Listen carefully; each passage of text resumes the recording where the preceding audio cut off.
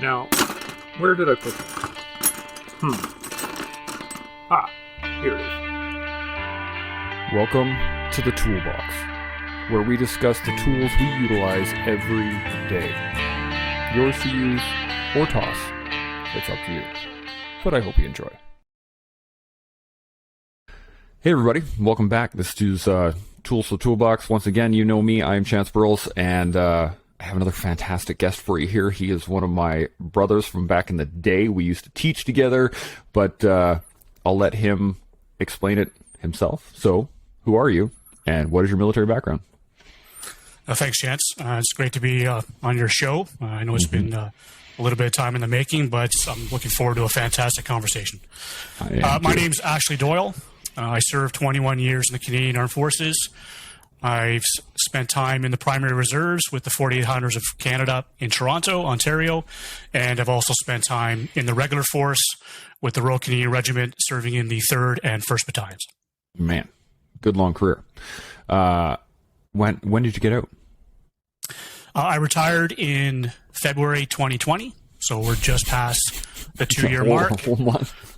That's right, yeah. I retired as a warrant officer, and yeah. So what have you been doing in the last couple of years? I've done a couple things since I've gotten out. When I got out, it was a quick flash to bang. It was a 30-day release. So I went right into a position with Spartan Race Canada as a race director for Canada. And then, Corona hit, COVID, there was kind of that knock-on effect. It affected all industries, including the event space. And from there, I pivoted into school. So I went to post-secondary, enrolled in cybersecurity, and did that for a bit. And currently right now, I'm actually participating in the rehabilitation program for Veterans Affairs to address some of my physical injuries and ailments that I'm still dealing with.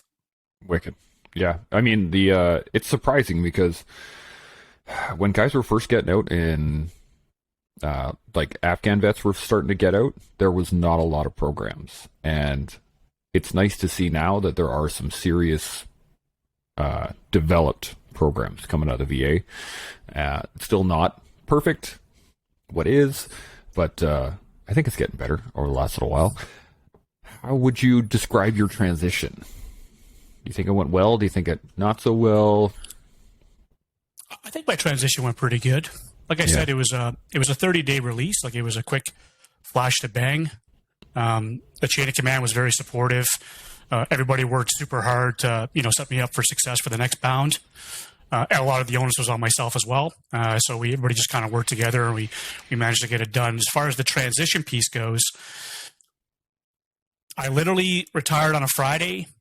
On a Monday, I started with Spartan Race. And on Wednesday, I was in Jacksonville, Florida, working races. Wow. So as far as the transition, there really wasn't much of a transition. It kind of went from one thing right into the next.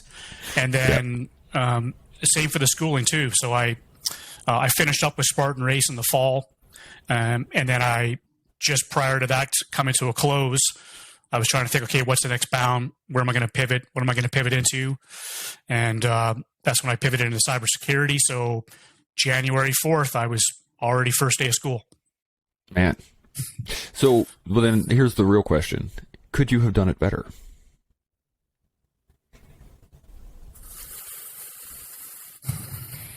Like, looking back on it. I would say in my specific situation, not really. Or no, let me adjust that. I would say for me, my biggest issue was probably the medical piece. Mm-hmm. So same issue that I'm dealing with now.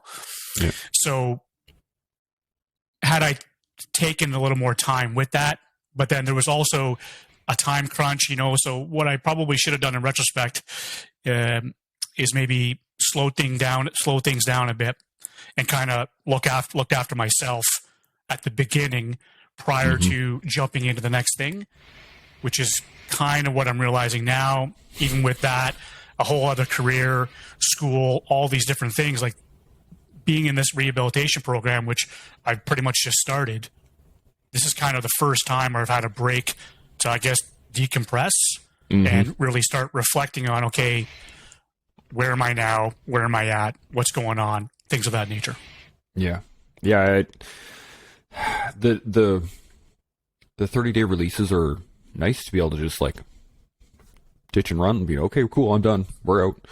But, I was having this chat with many other vets, and we've been saying that there should be something like an out camp, right? Like we have boot camp.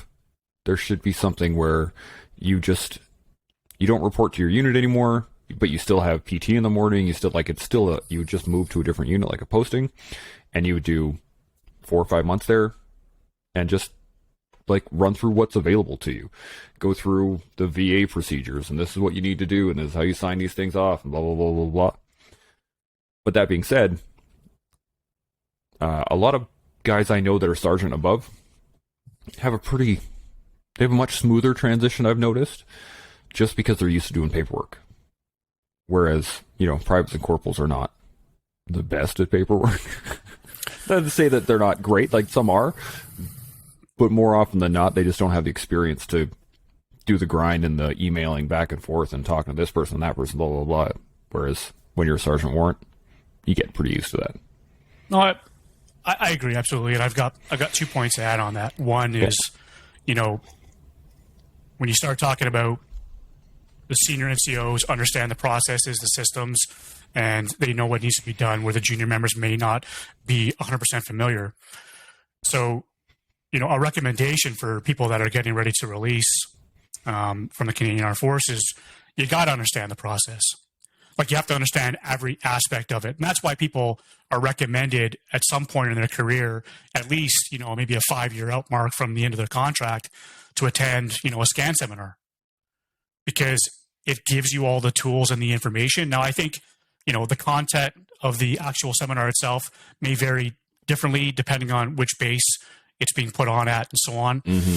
But, the information itself is very valuable, and it definitely sets the members up for success. And I mean, even the scans that I attended a couple years previous to getting out, the BPSO would line up a career fair at the same time. So when you're done for the day doing your briefings, you'd go downstairs. There'd be tables set up with different employers, and then they would also come and they would also talk to you and give you their 5-minute spiel on why you should join them and so on and so forth. And a lot of them were federal public service as well, but still, I mean, it's better than somebody just opening the door and saying, "Hey, good luck." But talking about the paperwork and understanding the process and the administration, I don't want to go too much on a sidebar with this, but leadership. It comes down to the leadership. Mm-hmm. So, whether it's the individual section or platoon or company level, we know that, things are pretty busy most times, but no matter what, at the end of the day, right up until the member is finished and it's their last day, like, you're responsible for that individual. Mm-hmm. You're responsible for if that takes you having to carry them past, carry them to the goal line, then that's what it takes. But you need to make sure that they're looked after up until the very last day, and they're set up for success for their next bound, regardless of how you feel about the individual. Yeah. And the reason why I mention that is because I've seen it time and time again where you get somebody that maybe served their initial contract, and then they're like, "Yep, okay, I'm good. I've had my experience. I enjoyed my time. I'm going to move on to something else." And then they're almost looked at times with a sense of disgust. Mm-hmm. Or disdain. And how dare you? Yeah. Yeah. Like, what do you mean you're leaving? You're not allowed to do that. How dare you abandon us? And it's like, whoa. Pump the brakes, big rig. Mm-hmm. Like, the guy signed, he did his time, he served his country. Okay. If he wants to move on to something else, we should be encouraging him to do that. And not only that, we should be looking after him right up until the very last minute, because he may want to return one day. But the last thing he's going to want to do is come back to that institution, the profession of arms, if you left a bad taste in his mouth on the way out. Oh yeah, it's a real challenge. I mean, when I left Meaford, I love telling the story, but you were there. But I had 2 months left of my contract. I had to walk into the Adju's office and be like, "Hey, so should I be doing something? Like, is there stuff happening right now? So I don't get that. Now, also my experiences in Edmonton are vastly different than in your experiences in Petawawa too. So that's, as you said, it's leadership, right? If the unit takes care of you as you're exiting, it actually, this is the funny thing, and I say this quite regularly, is it behooves the nation to have healthy veterans enter the workforce, right? Because it looks good.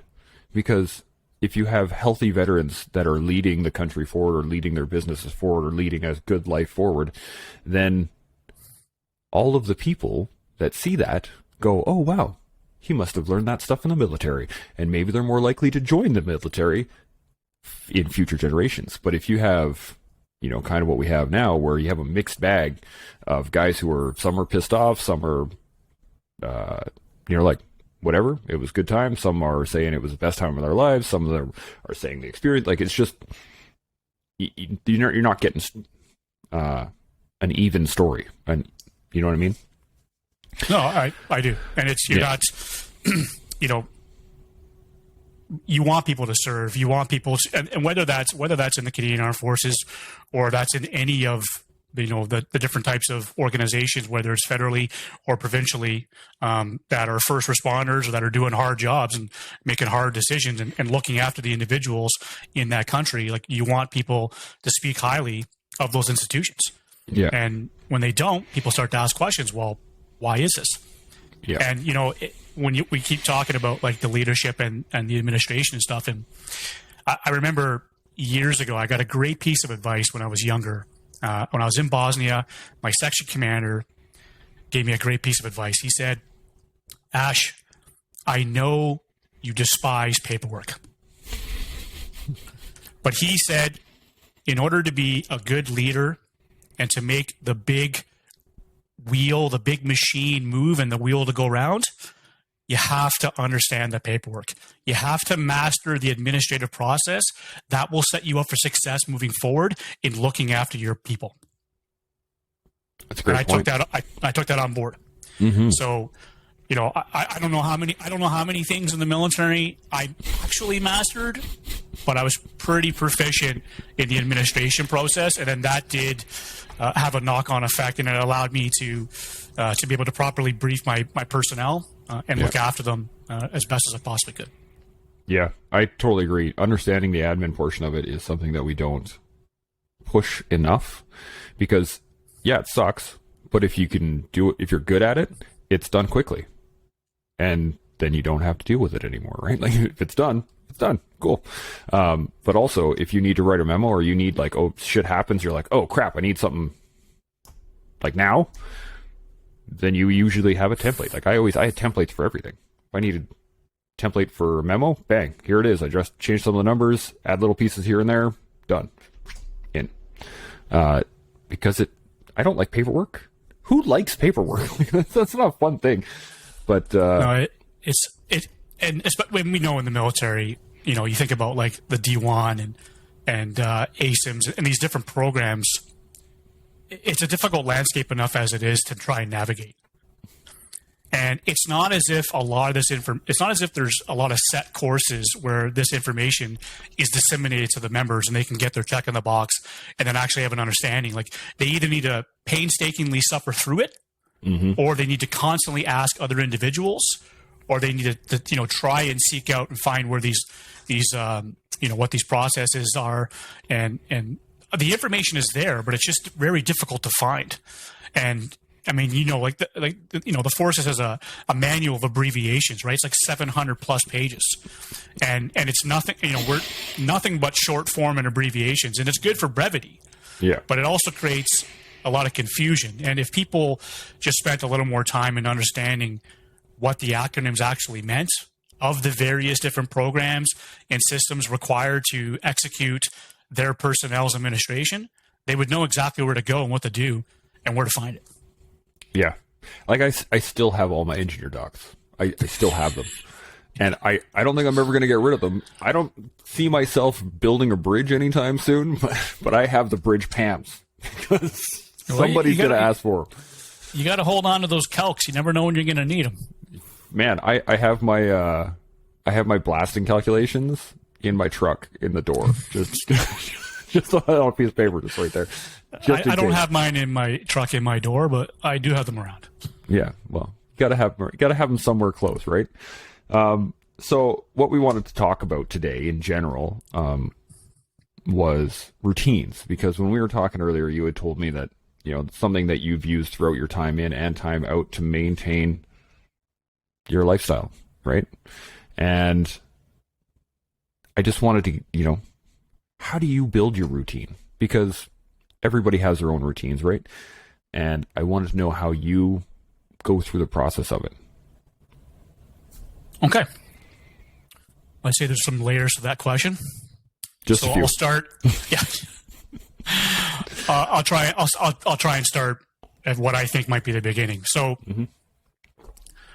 we all kind of know and have an idea of things that we've heard from other people or successful people, books we've read, even things that we've maybe viewed on social media, that, you know, things like affirmations, visualization, meditation. These are all positive and very rewarding things.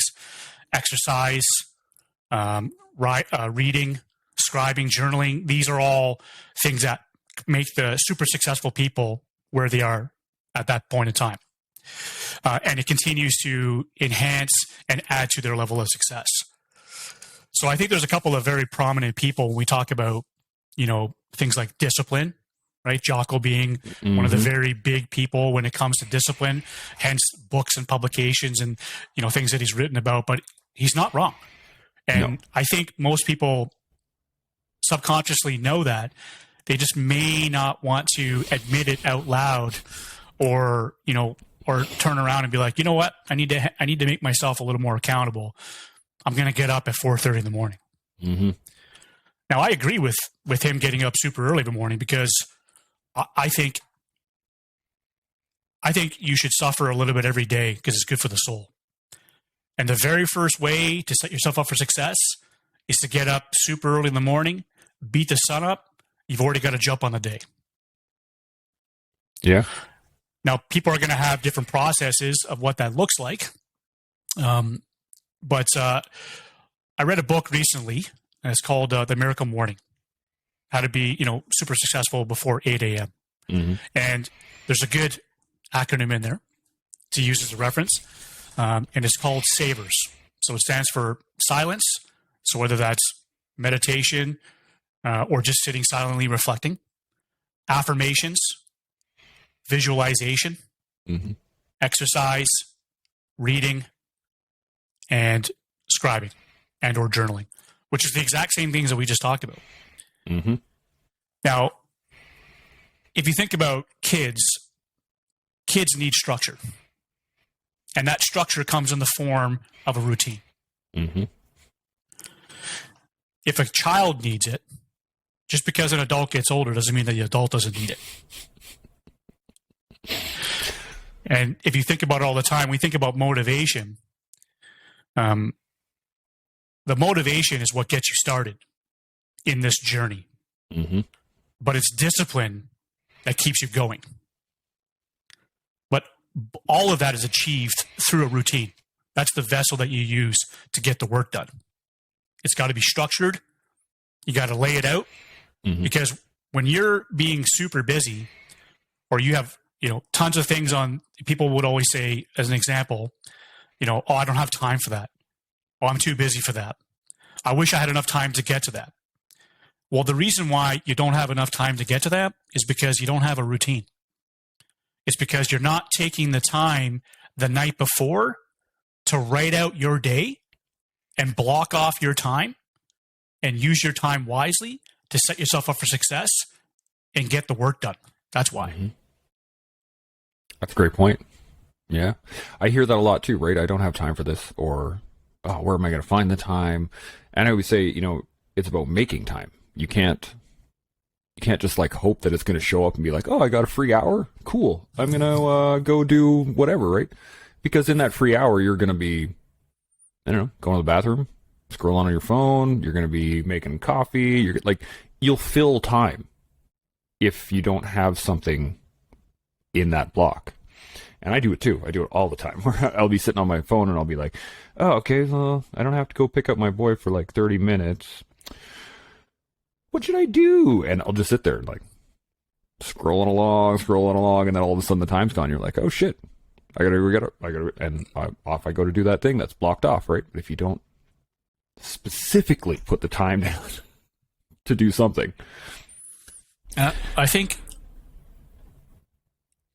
electronics and definitely social media, it's the way, we manage them in our lives. Like, for the most part, nowadays, they're controlling us. We're not controlling them.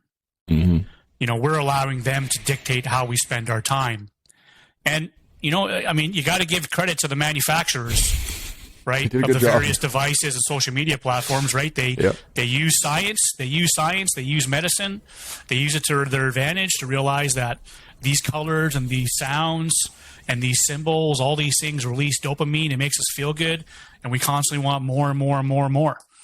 And I think understanding how they were designed and understanding how it affects you, you can use that information to start taking it back and start winning the fight. How many people, when they get up in the morning, first thing they do is they look at the phone? 90% of the people that own phones. Yeah, I put that on silent. Yeah, I got like the do not disturb thing on. Only a number that calls, within 2 minutes or 5 minutes or whatever it is. If it calls again twice, we'll allow it to go through.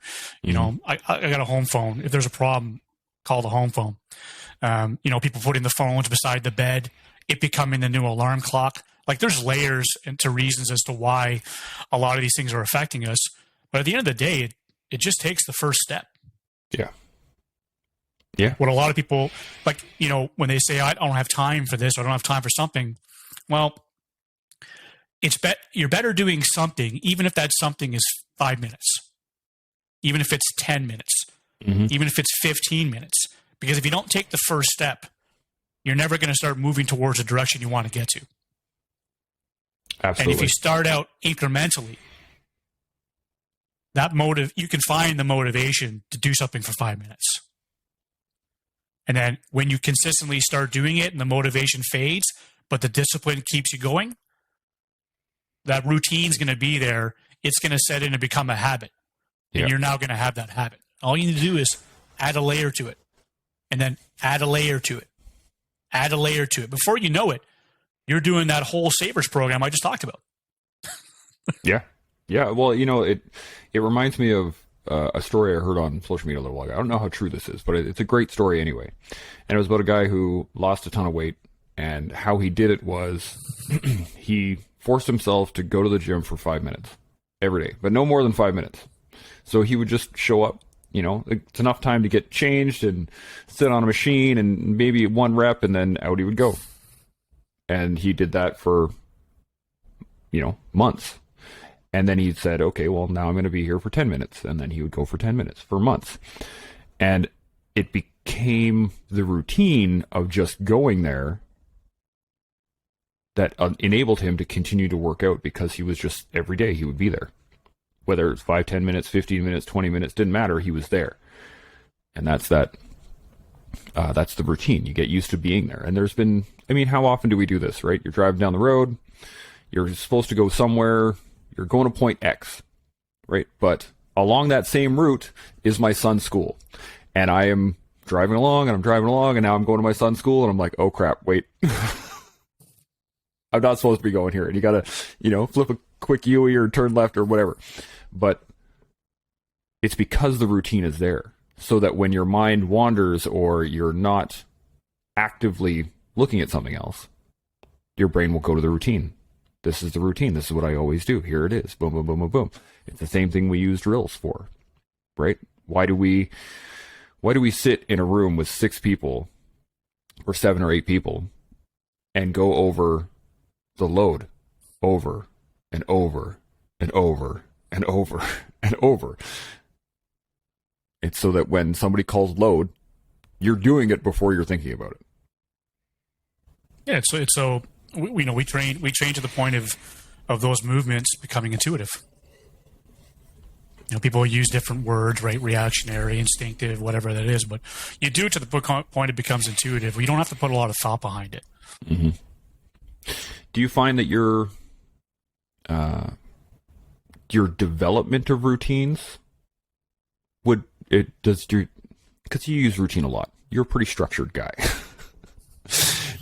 Do you find that when you need to input something new or develop one of your routines a little bit based on new information or something like that, do you find that it becomes like a drill where you just have to grind it out for a little bit?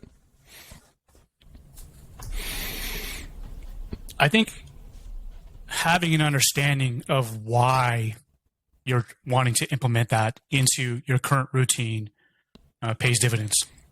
So, I don't think routine should be so rigid so that you're not willing to experience or try new things, because you're not really going to grow from that. We don't need to constantly reinvent the wheel here, but, we can create and find efficiencies in the structure of our routine and the things that we're doing. And a perfect example would be, exercise. So working out. So you're crushing a workout of the day, but maybe, you start moving into sport-specific training because maybe you want to train for a triathlon, or maybe you're training for a marathon. Well, your program is going to have to be slightly different. So even though you're doing exercise that day, the exercise itself is going to have to be different. You might have to cut back from strength training. You might have to amp up more on longer distance runs. Whatever the example is, there has to be flexibility in there. That's a great point. I think even with structure, I think you should always be reevaluating and looking at it and adjusting even the times that you allocate and you block off for those different individual things with, let's just say, your morning routine. Because I personally believe that your most important thing is your morning routine. It sets you up for success for the day. It sets up the day. And if you start winning the day as soon as you get out of bed, then, you know what I mean? By the time you go to bed, you can rest your head on your pillow and be like, you know what? I was successful today. I got the work done. Mm-hmm. And, sometimes depending on what your goals are, as your goals change, you may need to adjust those different periods of time for the various different types of things that you're doing in your routine. So it shouldn't be rigid. And you should definitely expand and explore and try and get the best out of it. Because let's face it, we're talking about time, right? And time is the number one commodity on Earth. It's the one thing that you can never get back. Yep. So if you're not using it wisely, my advice to you is start doing so. Well, there's that old adage, when is the best time to plant a tree? 25 years ago. When's the second best time to plant a tree? Right fucking now. Right? Yeah, sure, it would have been great. Like, you could start back then, but all you got is right now. So just start. And, it actually reminds me, it helps depending on your mindset. It helps for me. If you start looking at things in something you understand. So I look at laziness or apathy or something like that more as an enemy. And when we were overseas and you were talking about the enemy, routine was something we didn't want initially. The trick, as you pointed out, is that we have to have room for spontaneity. Right? You have to be, okay, this is the patrol. This is the layout of the patrol. This is the spacing we're all going to be using about. And then, oh, you know what? I don't want to go down this road. We're going to turn left here. Right? And then you're going to go down that road.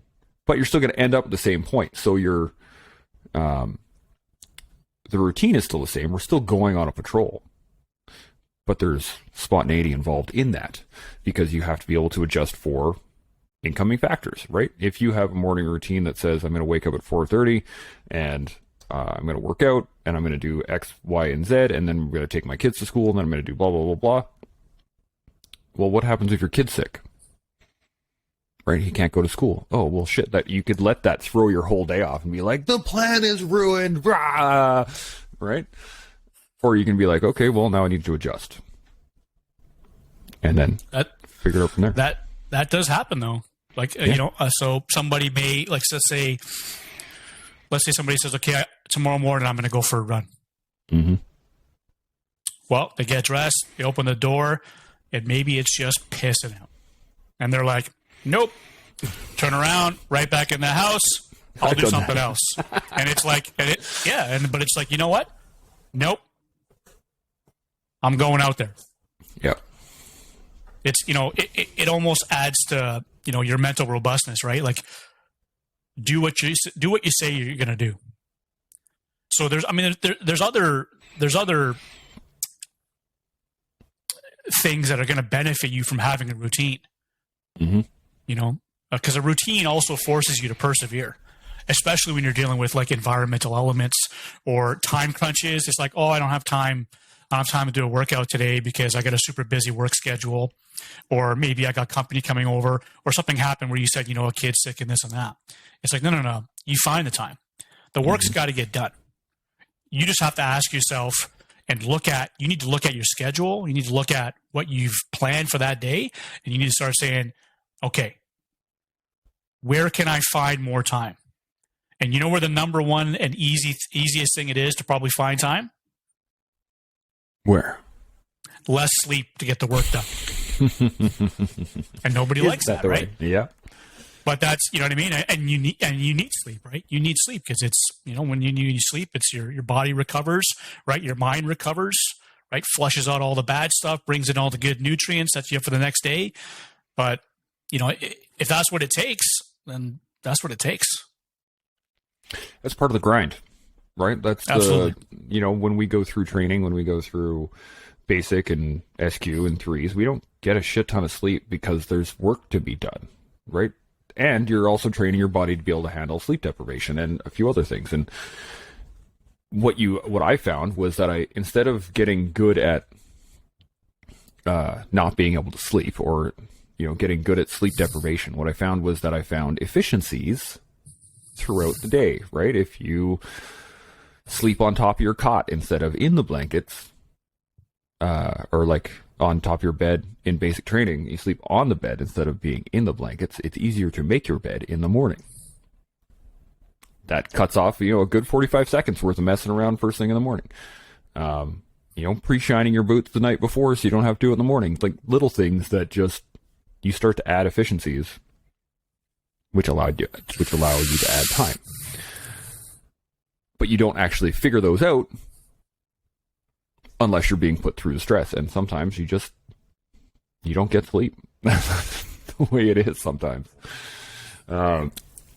So if I could just add on that, I think a big factor about people maybe being hesitant to get the work done is they don't have a plan. So, I mean, if the night before, if you're not cracking open a book, a notepad, whatever that is, if you're not writing out what you should be accomplishing the next day, like if you're not writing out, your daily big 3 items that you need to accomplish to feel that you've won the day, like you've done something, you've got something done to end off on a positive note. If you're not planning that out and blocking off that time, you need to start doing that. Like, because if you've already done that, all you need to do the next morning is, okay, what's the first thing on the schedule? Okay, there it is. Like, I overuse a calendar as well as my notebook. Mm-hmm. And I'll compare, it's that hybrid mix of old school pen and paper and utilizing technology. I'll utilize the technology to keep me on track, with alarms and reminders, things of that nature. But I need to put pen to paper to feel connected to the planning and the ideas and the brainstorming, because it also makes me feel good about what I'm going to potentially accomplish once I start putting the work in. Mm-hmm. There is a nice feeling to checking something off, like physically checking it off, or doing a strike through or whatever you want to do. But there's a nice feeling to it. Everything I write in my book starts off with a hollow box, and then whatever it is. Every single line item, whatever, doesn't matter, whatever it is, it starts off the box, and then so I can just go down and just check all the way down. It's a good feeling, and I think the physical nature of it, as you said, connects you to the job, the task itself. But what I think it does, it also, it this is a really bad use of the word, but it makes it permanent, right? Instead of, yeah, I should get this done. And, in your head, I'll get this done tomorrow. If it's on the piece of paper, like this shit needs to get done. Like, so it becomes a permanent thing. It's not just some flittery thing that's going through your mind. It's an actual event. This needs to take place. Well, sure. It's like SMART goals. Yeah. Right. So like what gets written down gets measured, and what gets measured gets accomplished. If you're not doing that, you're doing it wrong. Like doing it wrong. You heard it here first. You're doing it wrong. you're just creating confusion for yourself. Yeah. You're just making things harder for yourself, and you're just setting yourself up for failure. Yeah. Yeah. My psychologist hit me with this once, and she was like, because I like to keep things scheduled, and I have my schedule on my phone, and it keeps that's for like my big blocks of time, if for my podcast or for editing or whatever I have to do. And I have a calendar where we write stuff in, where it's like, oh, I got a massage here, I got timings that the family needs to know about. And I used to beat myself up constantly if I didn't make something. Like if shit went down and the car broke down, or any number of things could have happened, right? I can't make it to that appointment, or I didn't get this done, or this one ran long, et cetera, et cetera, et cetera. And I would get angry at myself, angry that I did not get line item X done. And my psychologist once told me, she's like, it's good to understand that you don't like something being done, but you also need to give yourself grace based on the fact that shit happens. And if you missed a phone call because your kid slammed their foot in a door and is screaming your head off, okay, you missed the phone call. Move it on. Like, put it somewhere else in your time block and still accomplish it. Just do it later. But just don't beat yourself up about it, because especially guys with post-traumatic stress, or people dealing with anxiety disorders and things like that, that can become crippling, not being able to maintain that. So I just wanted to add that little point in there, and to have grace, to give yourself a little bit of room, because the world is crazy and weird things happen, and that's just the way it is. No, I'm glad you brought that up, because I think a lot of people, they definitely beat themselves up maybe a little too much. And we're talking about routine here. We're talking about being self-disciplined, so we can get stuff done. But on the same note, in that routine, when you're making that schedule, you're coming up with that plan, you can put a little session in there for maybe some white space. Maybe a little session in there where all you do is you put on your headset, you turn on some music that you like, and for the next 20 minutes, you just relax. That's still accomplishing something. You still put something down, and you still got it done. So I think if you, especially when it comes to motivation, if we constantly and beat ourselves up like you were saying, then we become demotivated. Yeah. And it becomes harder and harder to get stuff done. And then guys end up in a hole, and then it's harder to crawl yourself out of that. It's the same as working out, right?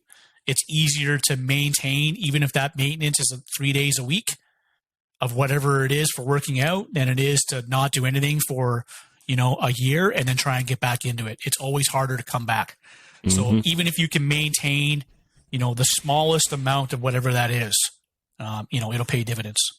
Yeah, 100% agree. And I think the humility to understand that it's okay, right? If that's all you can do right now is maintain a level that you want, okay, that's fine. It doesn't need to be constantly driving, constantly going forward. Sometimes you do need a maintenance period where you just chill. And I love the idea of scheduling white space in there. That is super important to give yourself time. But also for extracurricular activities, right? It can't be all business all the time. Got to get this done, got to get this done, got to get this done. You got to have those things that you enjoy, that you really love doing, but are still hard. This is where I always bring up jiu-jitsu, but I mean, it could be anything. Rock climbing. It could be horseback riding. Could be something that you really enjoy, that you want, that you need to maintain in that schedule, because if it's all work, that's balls. No, I agree. And, one step at a time, right? One foot in front of the other. You need to achieve those small victories, because they'll start to compound, and as they compound, you'll just get better and better. But life needs to be a little bit fun too.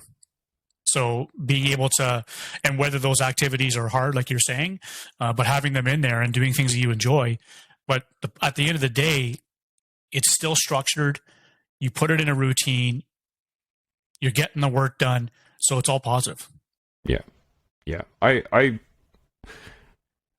always try to espouse the challenge, but again, because it's something that you can measure against, and so from my own personal experience, I'm a pretty lazy guy. Let me put it this way. I'm a pretty lazy guy, but I'm like the smart kind of lazy, where I want to get everything done as quickly as possible so that I can be lazy for longer. But usually I don't ever have any time, because I constantly fill it with stuff to do that challenges me. And the reason I like that challenge is, as you said, it's a measurable effect, right? I am getting better at jiu-jitsu every time. And every day I'm not going to see it, but there's going to be a point where I tap somebody out with a move that I've been practicing. Huzzah, right? There's the win. Cool. Get back to the work. Now you can move on. But it's about being able to see the goal, make adjustments as necessary against that challenge, and then succeed. Huzzah! And then start over again. Because you can't rest on your laurels, right? You can't just cool, man, I'm done. We're good. Check. We're good here. Yeah. We're good here. Yeah. And I think that's the continuation of it, right? Your routine sets you up for success, as you said, but you still have to challenge yourself. You still have to keep moving forward, keep driving, keep making it harder on yourself. If it becomes easy, if it becomes, as we said earlier, if it becomes that same thing every day with no change, where does your motivation go? What's that saying in Shawshank Redemption? Is it get busy living or get busy dying? Yeah. Yeah, that's a great point. That it's funny, because I've been thinking about this last little while. There's so many quotes, so many sayings, so many things, and they all say the same thing, right? Basically. But it's very important to be able to hear it a certain way.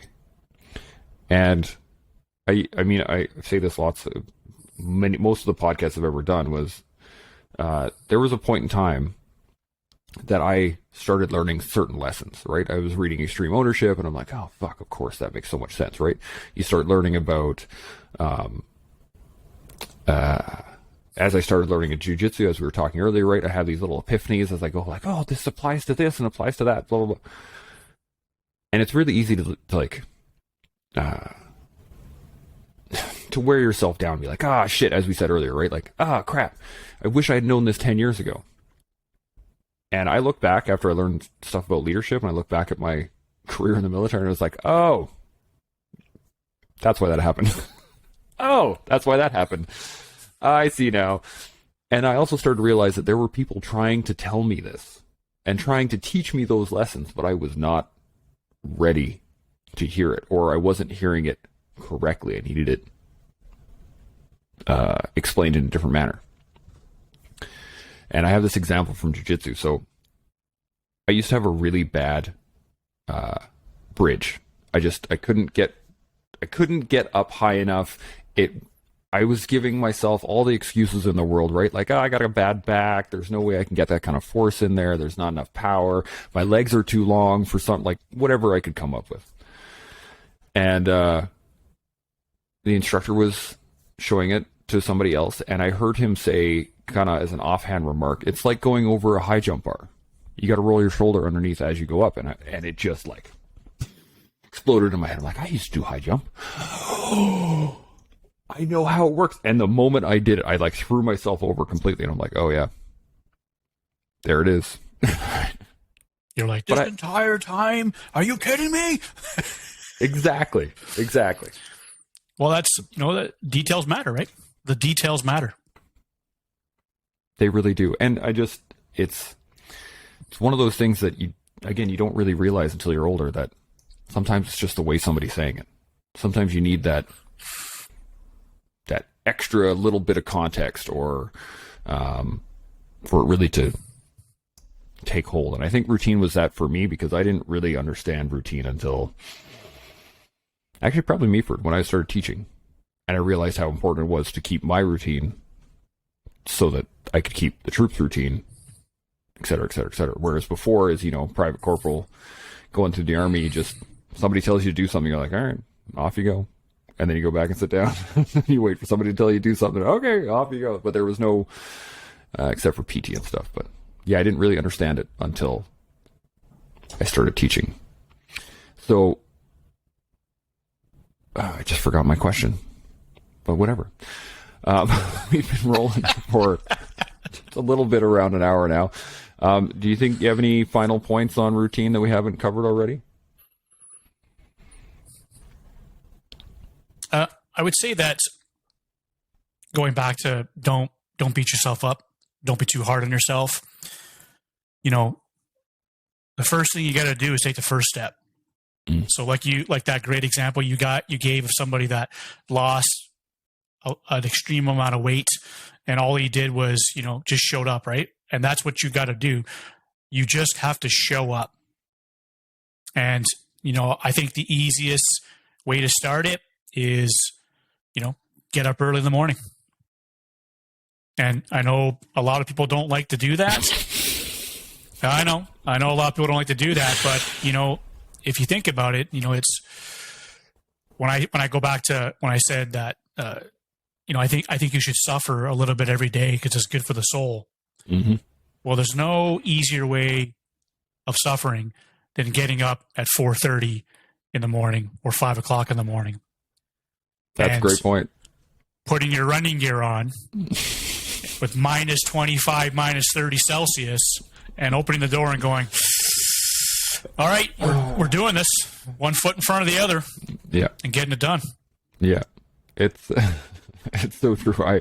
I am not a morning person. I never have been. And I don't like it. But I'm kind of thinking about waking up earlier now. Not quite 4:30, but maybe earlier than I have been. Well, it's funny. I had this conversation with a buddy of mine, and he had made a statement online, and he was like, we usually challenge ourselves within our bailiwick, right? Within our wheelhouse to a degree. So, if you're a pretty fit guy and you want to challenge yourself, well, you're going to challenge yourself through fitness, or if you're a really intelligent person that loves reading, you might challenge yourself to read more. We try to stay within our lane a little bit and just challenge ourselves within that range. And he had stated that how often do we actively find something that is outside of our realm and challenge ourselves with it? And that's, as you said, the only way to do that is to do it. Right? Just left, right. Well, your buddy was right. I mean, and the reason for that is fear of failure. Yeah. Right? Oh, the only way to grow is to fail. Over and over. That's and the only over. way to grow. And people fear that. But I mean, remember, fear stands for something. It stands for false expectations appearing real. Another acronym. Here we go. The Army programmed a lot of them in here. Yeah, it's all up there. It's accurate, though. I mean, studying the brain and studying how trauma works and how our brains link memory and all these things, what I've realized is that most of our reactions, our instinctual reactions, And the only reason they're instinctual reactions is because, millennia ago, somebody failed hard. And everyone else was like, oh, let's not do that again. Somebody tried to pet a saber-toothed tiger and he got ripped to shreds. And everyone else in the family was like, don't pet those. Run away instead. But you're absolutely right. That's exactly what it is. And if we don't fail, we don't learn. And I would go so far as to say, if you don't fail hard, you don't learn those really